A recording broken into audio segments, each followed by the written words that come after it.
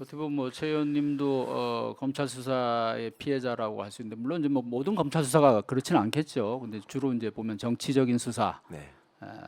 또 구체적으로는 정치 보복적인 수사 이런 것들이 보면 이제 항상 비정상적으로 진행이 되고 어쨌든 뭐 그 지금 피해자신데 대표적인 피해자 중에 하나인데 지금 뭐 재판이나 이런 건 어떻게 뭐 예, 뭐 좀 그냥 다 있죠. 세 건의 형사 사건이 있는데 대법원에 음, 하나가 있고 항소심에 하나가 있고 음, 1심에서 무죄가 나서 항소심이 아직 시작되지 않고 있는 사건이 있고 뭐 이런 건데 저는 뭐 사실은 많이 겪어봤던 일이고 제가 또 그 법정이나 이런 데는 평소에 다니던 일종의 업장이잖아요. 그러니까 저는 가는데 뭐 별 그렇게 큰 스트레스는 없어요. 그리고 하는 짓이나 이런 것들이 뻔히 보이고 그 얼마나 불안하면은 똑같은 거 갖고 사건 하나 더 만들려고 고발장까지 작성해서 넘기고 했겠습니까? 이제 그런 것들이 뭐 결과가 어찌 되든 국민들께서 다 이제 보고 계시기 때문에 큰 저기는 없는데 이 사람들이 노리는 건 그런 거죠. 그 윤석열 후보 시절에 대학생들 앉혀놓고 그런 얘기를 했잖아요. 검찰에 한번 불려가기 시작하면 설사 죄가 없고 나중에 맞아요. 재판을 해서 이긴다고 하더라도 그 시간, 비용, 네. 경제적으로 얼마나 힘든 줄 아느냐. 거덜난다 뭐 이런 식의 얘기를 하잖아요. 음. 그런 걸로 사람들을 위축시키고 네. 압박하는 거거든. 그리고 그렇게 함으로 해서 그러니까 저를 가지고 뭐 인턴 활동 하기 전에 어쩌네 해놓고 본인이 그렇게 강압을 해서 기소했으면 그걸로 말 일이지 청와대 비서관을 나중에 이제 국회의원 될 것 같으니까 또 선거법으로 똑같은 얘기를 만들어 가지고 하느라고 만든 게 그 고발사주 사건 아닙니까? 그러니까 이 하는 짓거리의 수준이나 이런 것들이 너무나 뻔해서 저는 뭐 그런 거 별로 그렇게 뭐 심각하게 받아들이지 않는데 우리 정치권에서 만난 우리 의원분들은 그거를 굉장한 스트레스로 받아들이고 나는 이게 한 건이라도 사람들이 잘 알지 못하는 사건 한 건이라도 이렇게 다니는 게 진짜 미치겠는데 어떻게 사냐 이런 식으로 저한테 그러더라고. 그래서 제가 그렇게 말하는 분들 때문에 그것들이 더 바로 하니까 그런 생각 하지 마시라라는 얘기를 하는 거고 부 박사님한테 똑같은 말씀을 드리고 싶어요. 그런 걸 가지고 스트레스를 받고 위축되는 것처럼 보일수록 저것들은 아 내 방법이 내 수법이 먹히는구나 이렇게 하면서 더 꼴값을 떱니다. 그러니까 더 당당해지셔야 되고 아니 그리고 뭐 잘못한 게 있어야지. 그게 상식적으로 봐서 어떻게 다 언론에 나오고 발표된 얘기를 군사기밀을 갖고 엮냐고 말이 안 되는 거지. 그리고 뭐 천공은 아까도 얘기했지만 사실 뭐 그것이 어떤 사실이다라고 단정한 것도 아니고 그렇죠. 그런 의혹이 제기되기 때문에 육군 참모총장이 그런 얘기를 그렇죠. 해줬으니까 예, 예. 대변인으로서 들은 얘기에 대해서 의혹을 제기한 거란 말이죠. 이거 음. 좀 조사해야 되는 거 아니냐 진상을. 네. 근데 이제 그것이 경호처장한테 어떤 피해를 끼쳤는지 이것도 불분명한 이게 상태에서 재전문 진술이거든. 총장이 누구한테 들었다고 하는 걸 내가 들었다 이 말인데 네. 그렇죠. 그러니까요. 천공은 확실하게 조사해야 될 게 따로 있죠. 천공이라는 게 하늘이 뚫렸다는 거 아니야. 네. 하늘 뚫린 놈들이 그거부터 반성하고 조사를 해야지. 어떤 데 가가지고 무슨 천공 보호하겠다고. 천공이라는 게 옛날에는 대장에 많이 생겼지. 장에 천공 이런 건데. 맞아요. 어쨌든 지금 어이가 보면 없어서. 우리나라에 분명히 이 사법 특권층이 존재를 하는 것 같아요. 뭐 이 정권에서 더 두드러지는 건지는 모르겠는데 누구는 또뭐 아주 중한 범죄라도 그냥 참고인 수준의 뭐 서면 조사만 받는다거나 뭐 간단하게 그냥 뭐 해명만 듣고 그냥 끝낸다거나 그죠? 일반 국민들은 뭐 절대 그럴 수가 없잖아요. 네. 천공 이렇게 국민적 의혹이 많이 있는 천공만 하더라도 네. 어떻게 저런 식으로 하면서 한쪽만 일방적으로 이렇게 수사를 해가지고 기소를 하려고 지금 그것도 검찰로 넘어가죠? 예, 이제 검찰로 송치되는 걸로 알고 있습니다. 이제 마무리 작업하고 있다고 그래서요. 그래서 뭐 실질적으로 저한테 유리한 뭐 증언이나 이런 게 안 나왔다고.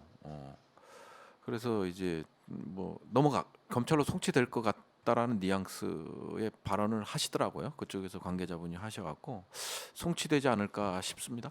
예. 근데 그 이번 상황을 겪어보니까 누가 진짜로 나를 걱정해주는 사람이고 누가 나를 형식적으로 그러니까요. 친하게 하는지 그 바로 드러나죠. 예. 특히 군 출신들은 더 그래. 진짜 진짜. 썰물처럼 쫙 빠져나가거든. 예. 그러니까 대변인실도 제가 아끼는 후배들이잖아요. 그리고 이제 제가 대변인을 했고 하다 보니까 거기서도 연락 오는 친구가 있어요. 그러면 제가 카톡으로 텔레그램으로 연락하지 마라. 너 다친다. 그런 친구들도 있어요. 한 3명 정도 있거든요. 그러면 또 저쪽에서 또 하려고 그러려나?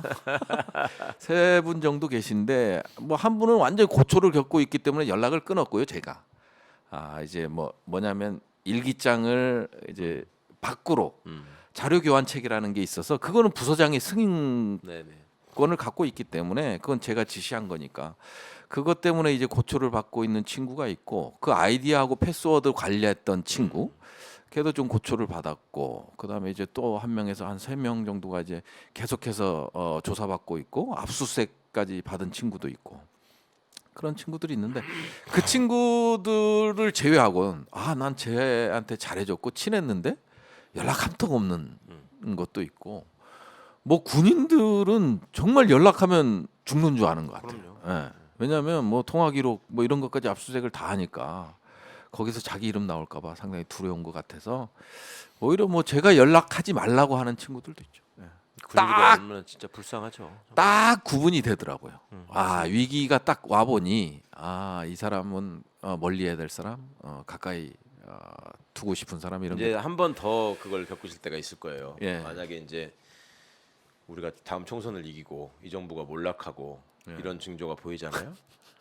갑자기 언제 그랬냐는 듯이 물밀듯이 몰려올 거야 또 승찬이 형 막 이러면서 그건 내가 예언합니다.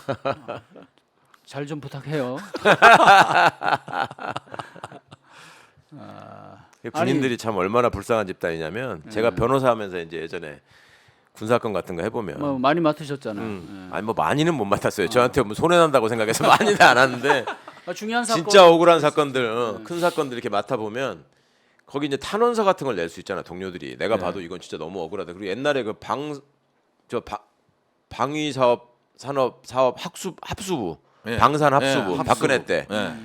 그거 할 적에 얼마나 많이 사건 만들었습니까? 그거 다 무죄됐잖아요. 네. 대부분. 장난 아니었어요. 그때 그 주변 사람들이 너무 억울하다고 생각하니까 탄원서를 써서 내라. 이 사람이 일하면서 그런 적이 없다라는 걸 그걸 서명을 못 해. 그러면서 왜 이걸 못 하냐 그러면 군은 집단행위가 금지돼 있는데 말입니다. 이러고 앉아 있어. 별 2개씩 달고. 맞아요. 그때 그 진짜 인생들 진짜 아유.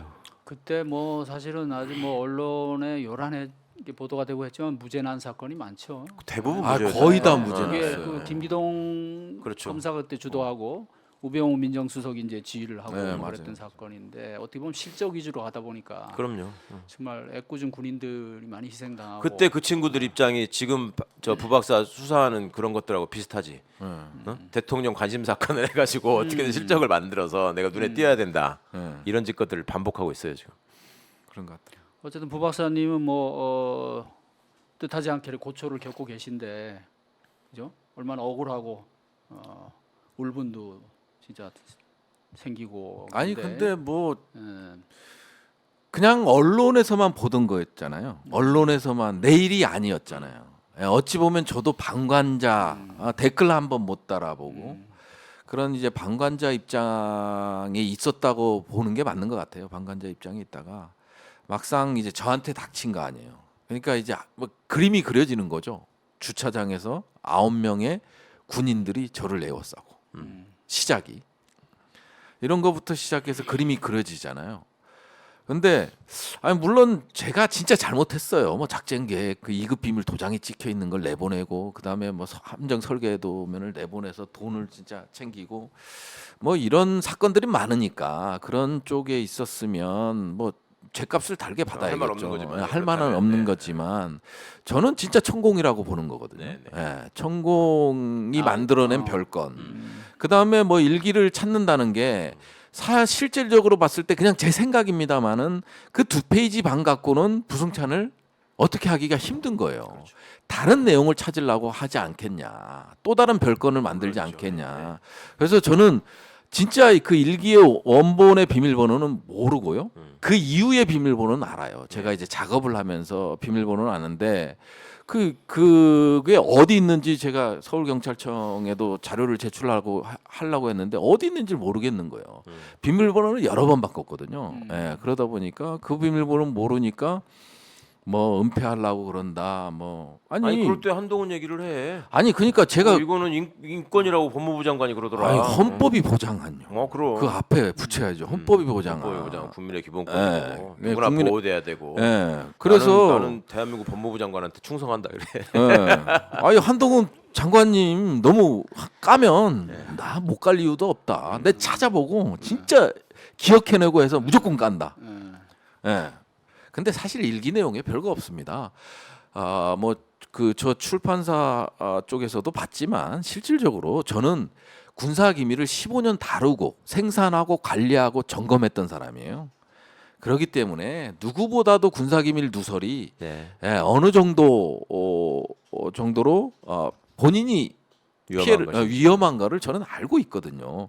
근데 이제 선수 앞에 선수가 그런 얘기를 하면 참 씁쓸하더라고요. 그러니까 그렇게 꼬투리 잡아서 사건 만들어내는 게 이제 정치 검사들의 특기고 또 정치적 수사기관들의 행동 방식인데 한 가지만 더 부탁을 드리고 싶은 건 원래 이제 이런 일을 당하게 되면 본인은 자기가 겪은 일이고 자기가 진실을 알고 있기 때문에 얼마든지 당당히 맞설 수 있는 그런 자신감 같은 게 있어요, 사실은 마음 속에는. 근데 이제 그것이 한 번씩 심리적으로 이게 무너지는 경우가 있거든. 그게 내 주변 사람들을 괴롭힐 때거든. 맞습니다. 그게 사실은 제일 열받고 화가 나고 미안하고 이런 거잖아요. 그러니까 이제 그런 점들에 대해서 결국은 나중에 다 이게 진실이 드러남으로써 해결되는 거니까 너무 이렇게 스트레스 받지 마시고 저는 또 그 평생 부승찬이라는 이상한 영혼과 결혼해서 사셨던 그 사모님이 너무 떨지 않을까 걱정했는데 그때 이제 북콘서트 때 보고서 너무나 또 당당하게 편안하게 계시길래 저보다 너무 세서요. 토요일만 되면 일정 안 잡거든요. 예. 그래서 방석 좋은 거 샀다, 뭐 했다. 예, 제주도 분이에요 그분도? 예, 제주도 분인데 뭐 요즘 뭐 저 서울 거기 많이 자주 나가더라고요. 네. 그래서 뭐 겨울엔 방석이 이게 좋다, 뭐 여름 분들은 되니까 뭐 백수 돼도 부인이 먹여 살린다고 생각해서 다 편하잖아. 훌륭하네. 장가도 잘 갖고 아주. 저보다 더 투사라. 예. 아니 뭐 저보고 딱 갔다 와. 애들 걱정하지 말고. 아니 압수수색 나오는 날 그 얘기를 해버리면 어떡합니까? 야, 아니 그렇게 앞질러 간단 말이에요? 아니 그러니까 워낙 그 유튜브 방송을 너무 뭐 많이 봤어요. 그러니까 뭐 새 뭐 그다음에 뭐 겸 뭐 이런 거부터 시작해서 다 보거든요. 그러니까 이쪽은 너무 바삭해서 갔다 오래요 그냥. 애 걱정하지 말고. 아니 갈 일이 있어야 가죠. 사실은 뭐 천공이야 뭐 많이 이제 얘기가 많이 됐고 지금 어떻게 보면 더 기이한 수사가 사실은 군사 기밀 유출 이 수사인데 군에서 벌이는 지금 얘기한 대로 설사 뭐 그런 혐의가 있다 하더라도 책에 나온 이게 결과물을 가지고 지금 검토하면 되는 거잖아요. 책 내용만 가지고 이게 군사 기밀에 그렇죠. 되는지 안 되는지. 근데 이상하게도 원전을 자꾸 찾겠다. 원본을 자꾸만 그걸 왜 그렇게 집착을 그러니까 하는지. 그게 없으니까 자신 없으니까 그러는 거예요. 네, 자신이 뭐, 없는 것 같아요. 자신이. 그리고 뭐 이제 고의성을 보려면 군사기밀이라 하더라도 고의성이 있어야 되잖아요. 법적으로 알고서 이걸 유출했어야 돼요. 본인이 인지하고 있어야 되는 거거든요. 그래서 이거를 유출해야 되는데 혹시 일기에는 뭐 쓰여 있지 않을까? 그 다음에 이제 또 다른 게 뭔가 있지 않을까? 그러면 이제 별건으로 튀는 거죠. 천공에서 군사기밀로 텄으니까 그 다음에 또 어디로 튈지 모르잖아요. 거기 다 실명들이 있거든요. 그러니까 막 일기는 감정이잖아요. 그러다 보니까 욕도 할 수 있잖아요. 그러니까 실명으로 다 해놨잖아요. 그러면 또 이쪽에 흘려서 명예훼손? 뭐 하여튼 뭐 온갖 생각이 다 나는 거죠. 그러니까 너무 그렇게 상상력을 발휘하지 마시고 있는 장난질에 그냥 아이고 자식들 까불고 있네 이 정도 생각하시는 게 그게 또 정답이에요. 실제로 까불고 있는 거예요. 이거는 아무것도 아닌 거 가지고. 그러니까 첨당해 보시면 이게 사람이 전과가 많이 늘어나 봐야지 세상을 알아. 그러니까 내가 요새도 참 뭐 의원들 앉아가지고 뭐 지가 무슨 뭐 재판을 받고 있어서 뭐 다음 선거가 어쩌네 뭐 저보고 어디를 나가느냐 뭐 자꾸 이런 소리 하길래 아이고 나는 그리고 뭐지 고소고발만 돼도 떨잖아. 근데 피의자들은 하고는 내가 상대 안 한다. 레벨이 다르다. 너네들은 놈자자에 불과하고 나는 피고인이기 때문에 사람이다.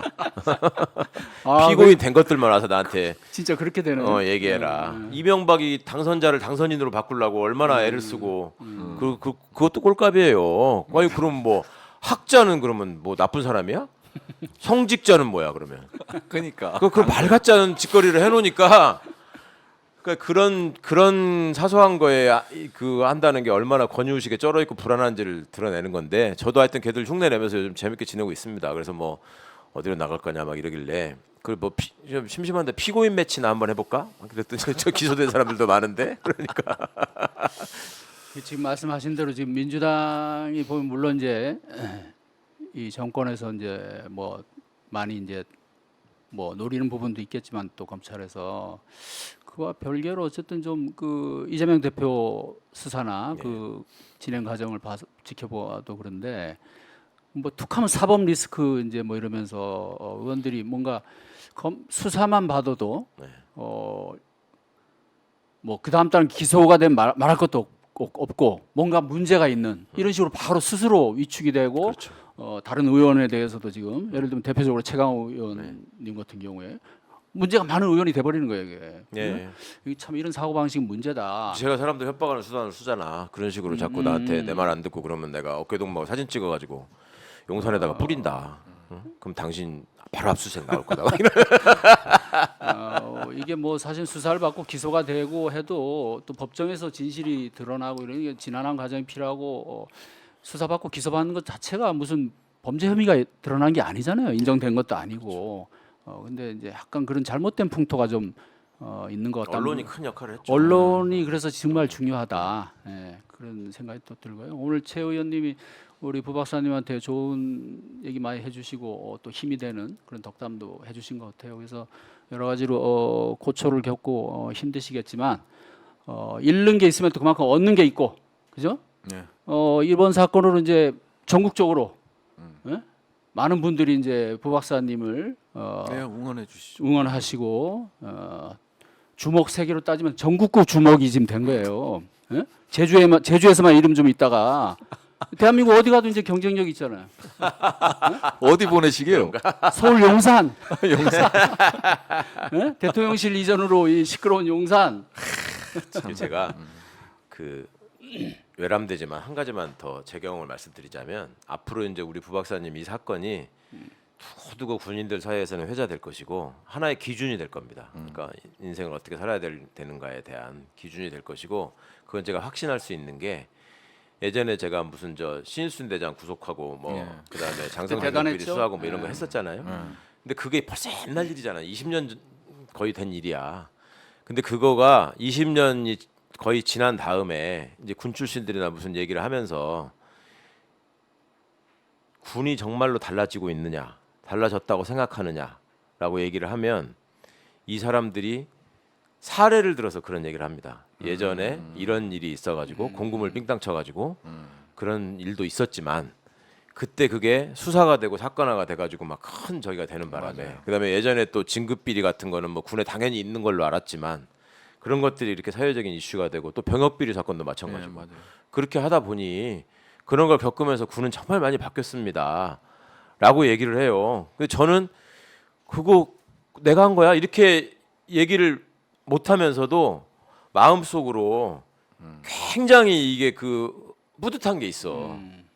아 그래도 뭔가 긍정적인 영향을 미치고 내가 그 공직에 있으면서 헛살지는 않았구나라는 그 건방진 자부심이 생기거든요. 아니 그때 당시 뭐 말씀 중에 죄송한데 그때 당시에도 뭐 이제 심판관 제도가 있고 뭐 지금이 없어졌지만 예. 그 이제 부대장의 이제 뭐 구속 영장. 옛날 다 그럴 때죠. 예. 근데 그걸 어떻게 넘어서신 거예요? 아 그것도 에피소드가 몇 가지 있는데, 그러니까 이제 처음에는 아예 수사를 못 하게 하죠. 그렇죠. 출석 요구도 못 하게 하죠. 그럴 때는 이제 그런 거지 뭐. 저기 나 그럼 기자회견 하겠다. 못 하게 하면. 그러면 이제 군에서는 그런 사람을 본 적이 없는 거예요, 이 사람들이. 그렇게 해서 누르면은 그냥 찌그러지지. 누가 거기서 나 그럼 기자회견 하겠다. 그러면은 자기들이 볼 때 이게 저렇게 할 수 있을 것 같다고 생각하더라고. 그렇게 하는 거에 제가 대학을 나왔다는 게 큰 나중에 보니까 큰 그 장치가 됐더라고. 그러니까 사관학교 나온 애들 같으면 그렇죠. 그렇게 못할 텐데 쟤는 일반 바깥에 대학을 나왔기 때문에 나가서 할 수 있는 자기하고 연결돼 있는 사람들이 충분히 많이 있을 것이다. 그러니까 저거는 하고도 남을 놈이다. 이것 때문에 쫄아요. 그래가지고 굽혀. 그다음에 그러고 지나고 나니까 이제 과거 제도는 구속영장 그렇죠. 청구할 때부터도 다 관할관 사인해야 하잖아요. 네. 국방부 장관이야. 네. 국방부 검찰부는 네, 검찰단은 그러니까 장관이 사인해줘. 장관이 도망가 사인을 안 하고 없어져 가지고요. 그래서 이게 사인을 안 해주는 거야. 네. 그래가지고 사인을 받으러 간 사람들이 뭐 법무관리관이나 뭐 검찰장 이런 거 맨날 빈손으로 와. 장관님이 바빠서 뭐 못만 내가 들고 갔잖아. 그래서 장관실 앞에서 기다리고 있다가 장관 나오시는데 붙잡고 아니 이거 서명 좀 하라고 왜 그냥 가시냐고 해가지고 자기하고 얘기를 좀 하재. 그래서 뭐 무슨 얘긴가 한번 사건 설명드릴까요? 그래서 앉았어. 그랬더니 내가 자네한테 꼭안 그래도 내가 보고 싶었다. 그러면서 하고 싶은 얘기가 있는데 세계 역사상 현역 대장을 이렇게 구속하고 한 적은 없다. 전쟁 때도 이런 일은 없다. 그러니까 이런 거에 대해서는 좀 감안을 해야 된다. 그래서 제가 그러면 두 가지만 말씀드리겠다. 이걸 만약에 제가 여기서 수사해서 이렇게 하지 않으면 나는 이미 이게 입건을 해서 사건이 알려졌기 때문에 이 사람 그러니까 그런 게 이제 그 정식 형사처벌을 하지 말고 그냥 전역시키는 걸로 끝내자 이런 얘기를 말하자면 하고 싶었던 거죠. 뭐 그렇게 되면 이거는 사건 없어지는 게 아니라 내가 일반 검찰로 맞아요. 이송해야 된다. 이송. 그러면은 이 사람 하나뿐만 아니라 그 동안에 해먹었던 모든 장성들까지 다 털릴 수 있다. 뭘 택하실 거냐. 그다음에 또 하나 역사적으로 뭐 현역 포스타가 뭐 이런 적이 없다고 하는데 그러면 역사적으로 현역 포스타가 공금을 이렇게 알뜰히 챙겨 먹은 적이 있는 사례를 나한테 알려주면 내가 포기하겠다. 그러니까 이제 그럼 어떻게 해? 소명해야지. 에이 하고 이렇게 나가는 거예요. 다음에 기소를 해야 되잖아. 기소하는데 기소에도 결재란이 다 있거든. 맞아. 아무도 설명을 안 해요. 나중에 이게 역사 자료로 남아가지고 저기 예비역 사회에서 이놈 저놈 소리 듣고 작살 난다고 하물며 육사 출신의 사성 장군이잖아. 그래가지고 실제로 그 사건 공소장에는 제 이름밖에 없어요. 결재란이 비어 있어. 그건 원래 공소장은 검사가 서명만 하는 걸로 효력이 있기 때문에 그대로 갔는데 그런 데였죠. 근데 그게 그냥 이렇게 생각하시기에는 군에서 관련된 시각으로 보시기에는 그런 일이 불가능할 것 같지만 제가 그래서 진실을 믿고 견디시라고 하는 말씀이 법적으로 어차피 우리나라가 만들어 놓은 절차가 어쨌거나 형식적으로 있기 때문에 그거를 완벽하게 넘어서 가지고 뭐를 할 수는 없어요. 지금은 그런 단계까지는 왔어. 그러니까 제가 아까 재판 가면 그거 다 쓸데없는 소리로 다 저기 할 거라고 말씀드리잖아요. 그런 거를 생각하시라고요. 지금은 순전히 이 사람들이 노리는 목적은 부승찬을 위축시켜 가지고 더 이상 떠들지 못하게 이런 데 나와 가지고 조성식 기자 만나서 이런 거 못하게 하려고 하는 거예요. 그러니까 이미 망가진 몸이니까 그냥 편하게 지내세요. 네, 잠시 옛날 얘기를 했는데 그때 정말 대단했어요. 저도 그 사건 취재를 했었는데 일개 육군 법무관 소령이 참모총장 14개를 구속시킨 정말 기념비적인 사건이었는데 그러니까 나쁜 피가 흐르는 거예요. 응? 얘기하잖아요. 그러니까. 네. 나쁜 피가 흐르는 사람들끼리 다 통하네 이게 진짜. 응? 어쨌든 이렇게 정말 뭐 그게 뭐 개인의 출세를 위해서 그러신 것도 아니잖아요, 그죠? 그때는 제가 제일 저기 했던 게 사실은 그거였어요. 신순 장군 사건 같은 경우에는 그 3군단 아세요? 강원도 현재 예, 상군 알죠. 3군단이 제일 오지잖아요. 예. 거기서 부사관 분들이 자녀들이 도시로 학교를 가게 되면 네. 애들 하숙비라도 지원해 준다고 부사관 단의 그 식구들이 거기 최전방에 잣나무가 많거든. 예. 잣을 따가지고 예. 그 잣 까봤어요? 그거 깔려면 굉장히 힘들어. 엄청 딱딱하잖아요. 또 이건. 그 잣을 껍질을 까가지고 그거를 장에다 내다 팔아가지고 그걸 모아서 몇 년을 모아서 기금으로 만들어 놓은 돈이 1억 2천인지 2억인지 있었어. 그것까지 닦아서 뺏어 썼다니까. 내가 이거는 용서할 수 없다. 정말로. 그래서 제가 그 얘기를 제가 3군단 본부참모를 할 때 그 얘기를 부사관분들한테 듣고 내가 여기서 끝나면 서울을 갈 수 있을 것 같은데 가게 되면 내가 이건 반드시 처벌한다. 그랬더니 웃어버리더라고. 그냥 아니 뭐 그러세요 막 이랬다가 실제로 이게 현실화되니까 그러고 나서 그 다음 해인가 제가 변호사 할 적에 이제 거기가 계곡 같은 데가 되게 좋거든. 예. 애들 데리고 이제 물놀이하러 거기 갔었거든요. 그랬더니 저기 멀리서 우리 어떤 상사 한 분이 뭐를 막 이고지고 오시는데 그 오셨다는 소리를 듣고 우리가 그냥 어쩔 수 없어서 수박이라도 좀 이렇게 사왔다. 나는 정말 내 생애에서 가장 그 귀한 선물이었어. 그러니까 그런 것들이 이거는 정말로 그 맺혀 있는 그런 것들이 적폐고 한이죠. 그런 게 군대에 얼마나 많아요. 맞습니다. 지네 집에 있는 것들은 그 무슨 장군이라고 하면서 공간에 온갖 비싼 거 다 갖다 놓고 또 이사 갈 때 그거 다 들고 가가지고 예. 귀여운 놈이 집에 와 보니까 무슨 냉장고도 없네, 소파도 없네 해가지고 또 없는 예산에 또 만들어서 갖다 놓다가 나중에 무슨 문제 생기면 부하한테 책임 떠넘기고 그런 짓거리를 수십 년을 해왔잖아요. 그러니까 그런 것들을 없애야 된다라는 일종의 그 사명감이나 부채의식, 정확히 말하면 부채의식이었어요. 이 사람들이 이렇게 고생하는데 사회적으로 존중받지 못하고 대우받지 못한다. 군복 입고 떳떳하게 돌아다니지를 못하던 시절이잖아요. 네, 맞아요. 그러니까 그것들이 실제로 고생하는 그 장병들이 잘못해서 그런 게 아니거든. 다 권력 가지고 힘 있는 자들이 군사 기밀을 유출해도 그것들이 더 많이 심각한 것들을 유출했지. 언제 무슨 조국 간부들이 한 게 그렇게 많습니까? 근데 그런 거 가지고 하는 게 너무나 싫어서. 근데 그런 비슷한 일을 지금 겪고 계신 거라고 생각하니까 지금 뭐 군사 기밀 유출로 따지면은 어떤 분이 훨씬 중한 군사 기밀을 유출했다고들 많은 국민이 얘기를 하고 있죠 지금. 자, 우리 PD님 이제 끝나야 되죠 시간이. 예? 예. 퇴근해야 되잖아요. 예. 자, 예. 아니 지금 퇴근할 때가 다 돼서 뭐 광고도 없는데 뭐 길게만 하신다고 그래요.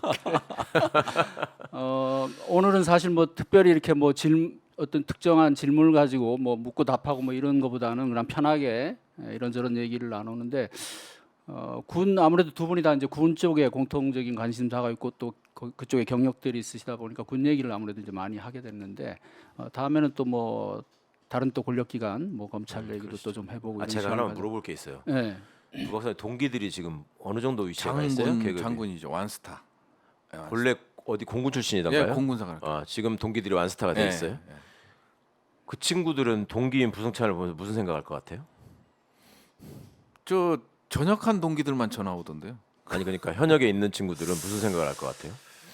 글쎄요, 잘 모르겠어요. 생각을 안 해봤습니다. 그러면 그 동기들과 나와의 그러니까 피가 다른 거 제외하고 예, 저 친구들은 저기서 저렇게 열심히 말하자면 진급 경쟁을 하고 나는 바깥으로 나오고 이러면서 본 예. 시야나 시각의 차이가 어느 부분에서 제일 클 거라고 느끼세요?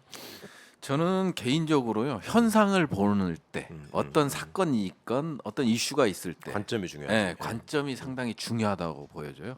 그런 것들이 이제 제가 이제 전역을 하고 벌써 14년이 흘렀거든요. 14년이 흘렀기 때문에 그런 관점들이 상당히 다를 것이다. 예. 그리고 어떤 때는 뭐 작전적인거나 이런 것들은 상당히 동기들을 존경하지만 그 외적인 거를 볼 때는 좀 안타깝다라는 생각도 많이 들거든요. 그러니까 자기의 관점이라는 게 없잖아요. 예, 그래요. 그거 바로 그게 제일 큰 문제야. 예, 만들어진 인간. 아. 예. 자기의 관점이 네. 없고 주어진 관점에 어떤 것을 택하는 게 나한테 유리한가 이것만 그러니까. 생각하면 네. 너무 그게 안쓰럽거든 정말 예. 보면. 근데 여전히 그거는 바뀐 것 같지가 않습니다. 이제 앞으로 또 몇십 년이 흘러요. 그래도 전역한 동기들은 어떤 점이 지금 이상한 짓을 하는지 알고 아유, 전화할 거 아니에요. 그럼요. 그렇죠. 예, 뭐 북콘서트에도 오고 그게 중요한 제주도까지 찾아와서 응원해주는 동기도 있고. 그게 한 10년 선배만 하더라도 이런 일 당하면 그 사람들도 안 왔을 거예요. 예, 그럼요. 그만큼 발전한 거예요. 예, 상당히 많이 그런 면에서는. 그렇죠. 네. 자, 모처럼 이렇게 두 분이 모처럼이 아니고 처음 이런 조합이 이루어졌는데 다음에 또 한번 이 자리를 한번 또 마련해 보도록 하겠습니다. 마지막으로 뭐 좀 아쉽지만 이제 정리를 좀 해야 될 것 같아서 마지막으로 한 말씀씩 하시죠. 뭐 그냥 지금 생각은 우선 의원님께 너무나 감사한 말씀 많이 들었고요. 원래 뭐 제가 이제 뵙지는 못했지만 상당히 많이 알고 있는 측에 속하는 의원님이십니다. 저에 대해서요. 네, 왜냐하면 제 선배가 너무 많이 말씀해 주시고 그래서 이런 자리를 만들어 주신 우리 조성식 기자님께 감사드리고요. 그리고 뭐 두 건의 사건이 있긴 하지만 저는 당당하거든요. 저는 당당하지만 그래도 이 과정이 너무 지난하다 보니까 좀 짜증이 나고 스트레스를 좀 받긴 해요. 그러다 보니까 이제 몸무게도 빠지고 하는데 어찌됐든 제가 떳떳하고 당당하기 때문에 그럼요. 네. 맞서는 것도 여전히 확고한 신념을 가지고 당당히 맞서겠다 이런 말씀을 드리고 싶습니다. 예. 최 의원님도. 예. 그래요. 저도 이렇게 좀 얼굴 마주하고 얘기할 기회가 없었는데 이렇게 뵈서 좋은 시간이었다고 생각하고 우리 조성식 기자님이 부 박사님을 너무 좋아하는 것 같아. 우리 인간이 편파적이에요. 이런 사람이 진행을 하면 안 되거든. 그러니까 앞으로 좀 유념해서 볼 생각이고. 앞으로 좀 자제하겠습니다. 그러니까 누구를 이런 식으로 조 기자님이 이렇게 선호해서 빨아주는 걸 제가 본 적이 아, 없는데 이렇게 막 표가 나요? 기자 시절에 그렇게 까칠하게 하더니 어? 그래서 하여튼 오늘 이제 여러 가지 말씀을 나눴지만 솔직히 마음 한구석이 너무 답답해지는 게 좀 너무 속상합니다. 그래도 어떻게 얼마나 많은 사람들이 애를 쓰고 노력해서 바꿔온 군인데 네.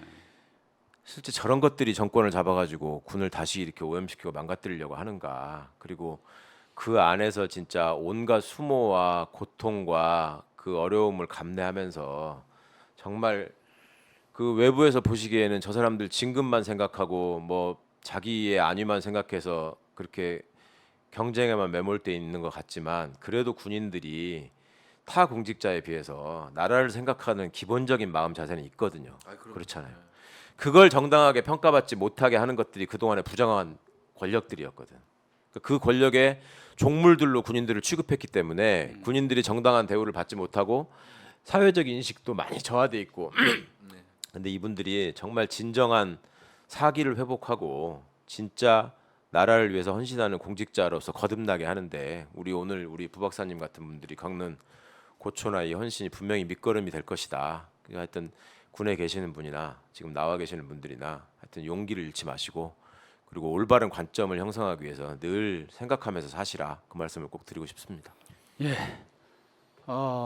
군을 비롯해서 검찰, 경찰 모든 국가기관들, 소위 힘 있는 기관들이 정말 정권, 권력을 바라보지 말고 정말 오로지 국민을 바라보고 그렇게 걸어갈 때 우리나라가 정말 더 한층 발전하고 그죠? 민주화도 더욱 더 공고해지겠죠. 자, 오늘 조성식의 어퍼컷 여기서 마치겠습니다. 감사합니다. 감사합니다. 감사합니다.